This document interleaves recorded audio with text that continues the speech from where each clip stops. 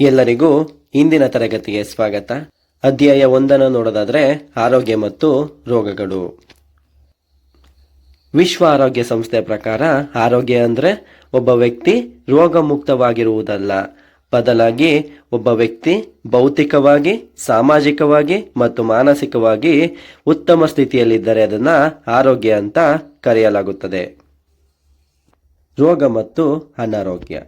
ರೋಗ ಅಂದ್ರೆ ನಮ್ಮ ದೇಹದ ಕಾರ್ಯದಲ್ಲಿ ಆದಂತಹ ಬದಲಾವಣೆಗಳನ್ನ ರೋಗ ಅಂತ ಕರಿಬಹುದಾಗಿರುತ್ತೆ. ಹಾಗಾದ್ರೆ ಅನಾರೋಗ್ಯ ಅಂದ್ರೆ ನಮ್ಮ ದೇಹದ ಕಾರ್ಯದಲ್ಲಿ ಬದಲಾವಣೆ ಆಗಿರುತ್ತೆ ಅಂತ ನಮಗೆ ಅನುಭವ ಆಗ್ತಿರುತ್ತಲ್ಲ, ಅದನ್ನ ಅನಾರೋಗ್ಯ ಅಂತ ಕರಿಬಹುದಾಗಿರುತ್ತೆ. ರೋಗಗಳ ವರ್ಗೀಕರಣ. ಸಾಂಕ್ರಾಮಿಕ ರೋಗಗಳು ಮತ್ತು ಸಾಂಕ್ರಾಮಿಕವಲ್ಲದ ರೋಗಗಳು ಅಂತ 2 ಟೈಪಲ್ಲಿ ವರ್ಗೀಕರಣ ಮಾಡಬಹುದಾಗಿರುತ್ತೆ. ಈ ಸಾಂಕ್ರಾಮಿಕ ರೋಗಗಳನ್ನ ವರ್ಗೀಕರಣ ಮಾಡೋದಾದ್ರೆ ಜೀವಿಗಳ ಆಧಾರದ ಮೇಲೆ ವರ್ಗೀಕರಿಸಬಹುದಾಗಿರುತ್ತೆ.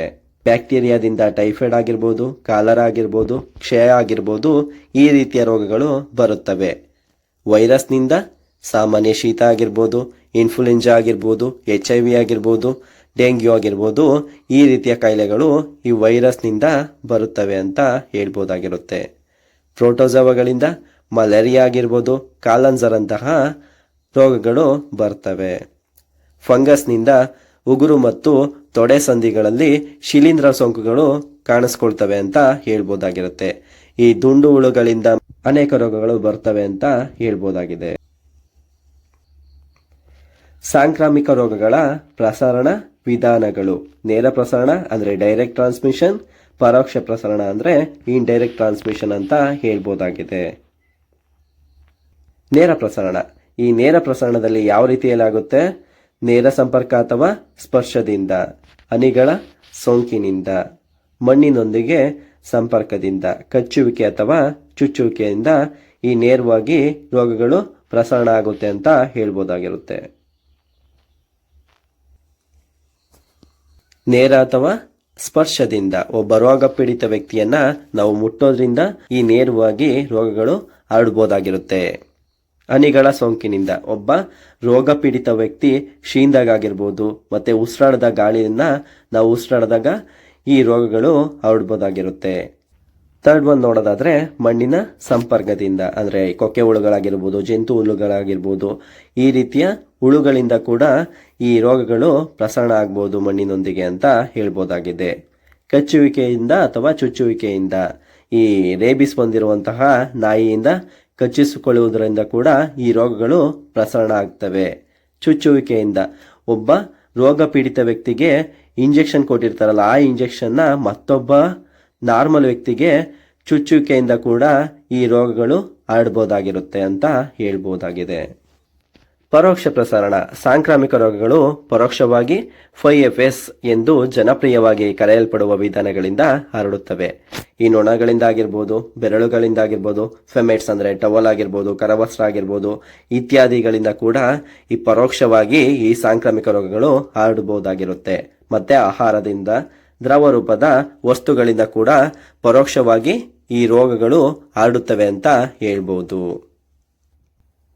ಸಾಂಕ್ರಾಮಿಕ ರೋಗಗಳ ತಡೆಗಟ್ಟುವಿಕೆ ಮತ್ತೆ ನಿಯಂತ್ರಣ.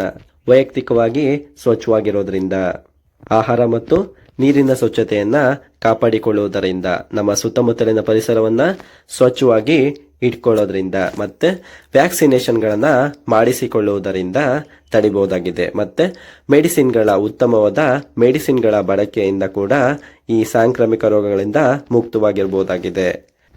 ಎಲ್ಲರಿಂದ ಪ್ರತ್ಯೇಕವಾಗಿರುವುದರಿಂದ ಕೂಡ ಈ ಸಾಂಕ್ರಾಮಿಕ ರೋಗಗಳನ್ನ ತಡಿಬಹುದಾಗಿರುತ್ತೆ. ಶಿಕ್ಷಣ ಮತ್ತು ಜಾಗೃತಿ ಕಾರ್ಯಕ್ರಮಗಳನ್ನ ಕೂಡ ಮಾಡೋದ್ರಿಂದ ಕೂಡ ಈ ಸಾಂಕ್ರಾಮಿಕ ರೋಗಗಳನ್ನ ತಡಿಬಹುದಾಗಿರುತ್ತೆ. ಅಧ್ಯಾಯ 2 ಸಾಂಕ್ರಾಮಿಕವಲ್ಲದ ರೋಗಗಳು. ನಾನ್ ಕಮ್ಯುನಿಕೇಶನಬಲ್ ಡಿಸೀಸ್. ಈ ಸಾಂಕ್ರಾಮಿಕವಲ್ಲದ ರೋಗಗಳು ಆನುವಂಶಿಕವಾಗಿಯೂ ಕೂಡ ಬರಬಹುದಾಗಿರುತ್ತೆ ಮತ್ತೆ ಜೀವನ ಶೈಲಿಯಿಂದ ಕೂಡ ಬರಬಹುದಾಗಿರುತ್ತೆ. ಅನಾರೋಗ್ಯಕರ ಜೀವನ ಶೈಲಿಯಿಂದ ಕೂಡ ಈ ಸಾಂಕ್ರಾಮಿಕವಲ್ಲದ ರೋಗಗಳು ಬರಬಹುದಾಗಿರೋದ್ರಿಂದ ಇದನ್ನ ಲೈಫ್ ಸ್ಟೈಲ್ ಡಿಸೀಸ್ ಅಂದ್ರೆ ಜೀವನ ಶೈಲಿಯ ರೋಗಗಳು ಅಂತ ಕರಿಬಹುದಾಗಿರುತ್ತೆ. ಸಾಂಕ್ರಾಮಿಕವಲ್ಲದ ರೋಗಗಳಿಗೆ ಕಾರಣವನ್ನು ನೋಡ್ತಾ ಹೋದ್ರೆ ದೈಹಿಕ ವ್ಯಾಯಾಮದ ಬಗ್ಗೆ ನಿರುತ್ಸಾಹ ಇರ್ಬೋದು, ಕಳಪೆ ಆಹಾರ ಕ್ರಮ ಆಗಿರ್ಬೋದು, ಅಸಮರ್ಪಕವಾದ ನಿದ್ದೆ ಆಗಿರ್ಬೋದು, ಒತ್ತಡ ಮತ್ತೆ ಧೂಮಪಾನ ಮತ್ತೆ ಮದ್ಯಪಾನ, ತಂಬಾಕು ಈ ರೀತಿಯ ಅಭ್ಯಾಸಗಳಿಂದ ಕೂಡ ಈ ಸಾಂಕ್ರಾಮಿಕವಲ್ಲದ ರೋಗಗಳು ಬರ್ಬೋದಾಗಿರುತ್ತೆ.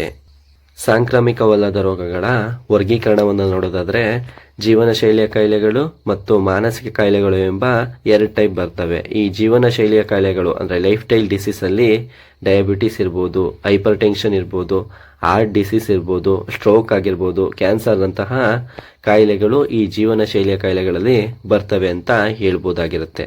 ಮಾನಸಿಕ ಕಾಯಿಲೆಗಳು ಮೆಂಟಲ್ ಹೆಲ್ತ್ ಡಿಸೀಸ್, ಖಿನ್ನತೆ ಆಗಿರ್ಬೋದು, ಮಾನಸಿಕ ಆಘಾತ ಆಗಿರ್ಬೋದು ಮುಂತಾದವು ಅಂತ ಹೇಳ್ಬೋದಾಗಿರುತ್ತೆ. ಸಾಂಕ್ರಾಮಿಕವಲ್ಲದ ರೋಗಗಳಿಗೆ ಕಾರಣಗಳು ಆಹಾರದ ಅಂಶಗಳಾಗಿರ್ಬೋದು, ಕುಳಿತುಕೊಂಡೇ ಇರುವಂತಹ ಜೀವನ ಶೈಲಿ ಮತ್ತು ವ್ಯಾಯಾಮದ ಕೊರತೆ ಆಗಿರ್ಬೋದು, ಮಾನಸಿಕ ಒತ್ತಡ ಮತ್ತು ದೀರ್ಘಕಾಲದ ಆತಂಕ ಆಗಿರ್ಬೋದು, ತಂಬಾಕಿನ ಬಳಕೆ ಆಗಿರ್ಬೋದು, ನಿರ್ನಾಳ ಗ್ರಂಥಿಯ ಕಾಯಿಲೆಗಳಾಗಿರ್ಬೋದು, ಆನುವಂಶಿಕ ಅಸ್ವಸ್ಥತೆಗಳು ಕೂಡ ಈ ಸಾಂಕ್ರಾಮಿಕವಲ್ಲದ ರೋಗಗಳಿಗೆ ಕಾರಣ ಆಗಿರ್ಬೋದು ಅಂತ ಹೇಳ್ಬೋದಾಗಿದೆ.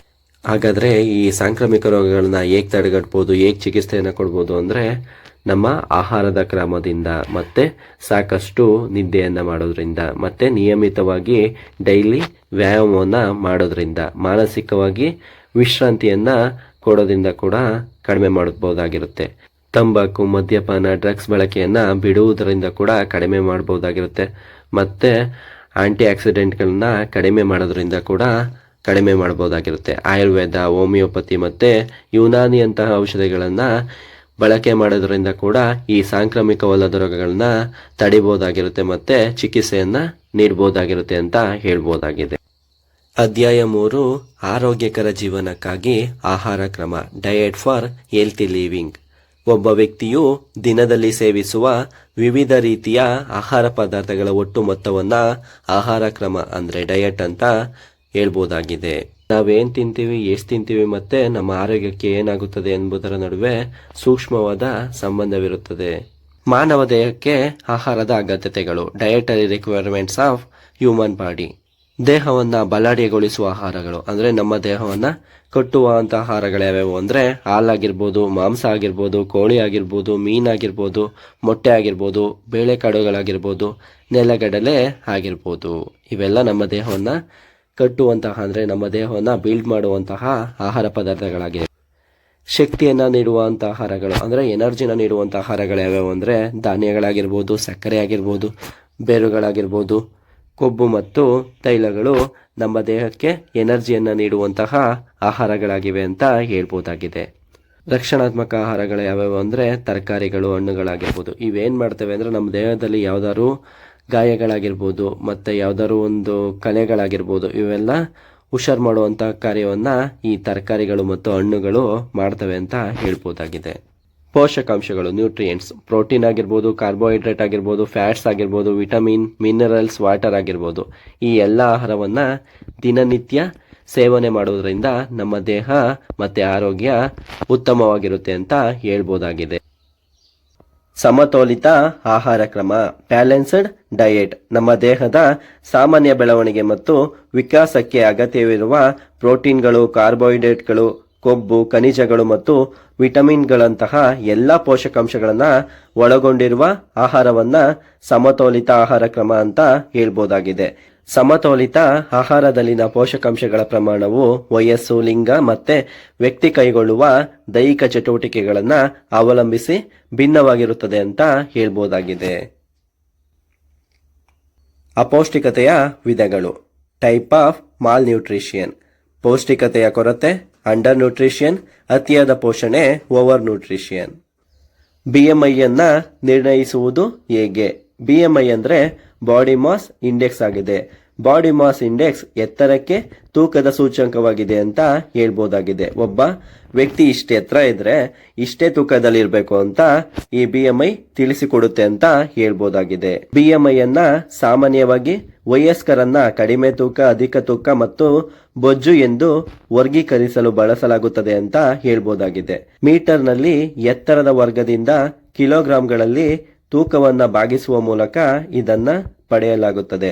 ಉದಾಹರಣೆಗೆ 70 kg ತೂಕದ ಮತ್ತು 1.75 ಮೀಟರ್ ಎತ್ತರವಿರುವ ವಯಸ್ಕ 22.9 BMI ಅನ್ನ ಹೊಂದಿರುತ್ತಾನೆ ಅಂತ ಹೇಳ್ಬೋದಾಗಿದೆ. BMI ಚಾರ್ಟ್ ಅನ್ನು ನೋಡೋದಾದ್ರೆ 18 ಕೆಜಿ ಅಥವಾ ಮೀಟರ್ ಸ್ಕ್ವೇರ್ ಕಡಿಮೆ ತೂಕವಾಗಿದೆ. 18ರಿಂದ 23 ಕೆಜಿ ಅಥವಾ ಮೀಟರ್ ಸ್ಕ್ವೇರ್ ಆದರ್ಶ ದೇಹದ ತೂಕವಾಗಿದೆ. 23ರಿಂದ 25 ಕೆಜಿ ಅಥವಾ ಮೀಟರ್ ಸ್ಕ್ವೇರ್ ಅಧಿಕ ತೂಕವಾಗಿದೆ ಅಂತ ಹೇಳ್ಬೋದಾಗಿದೆ.